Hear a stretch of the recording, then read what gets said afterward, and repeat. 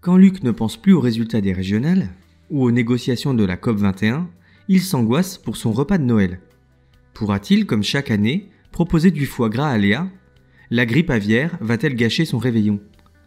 Le 24 novembre, l'Agence nationale d'évaluation des risques a reconnu un cas de grippe aviaire de type H5N1 dans un poulailler du département de la Dordogne.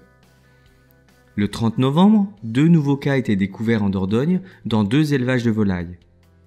Le 7 décembre, le ministère annonçait que 3 nouveaux foyers avaient été découverts, 2 dans les Landes et 1 en Dordogne, confirmant l'extension de l'épidémie sur le département voisin. Mais c'est quoi la grippe aviaire?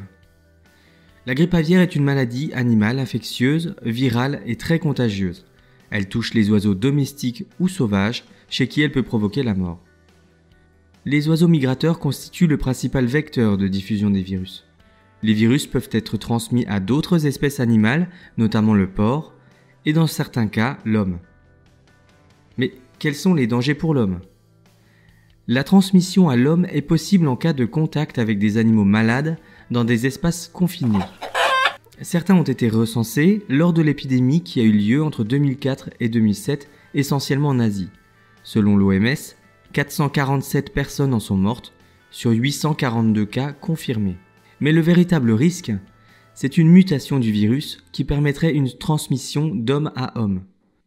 Pour l'OMS, ce scénario pourrait entraîner, selon la virulence du nouveau virus, de 7,4 à 320 millions de morts. Peu probable, une telle mutation ne s'est encore jamais produite. Par ailleurs, le ministère de l'Agriculture a rappelé que ce virus n'est pas transmissible à l'homme par la consommation de viande, d'œufs ou encore de foie gras.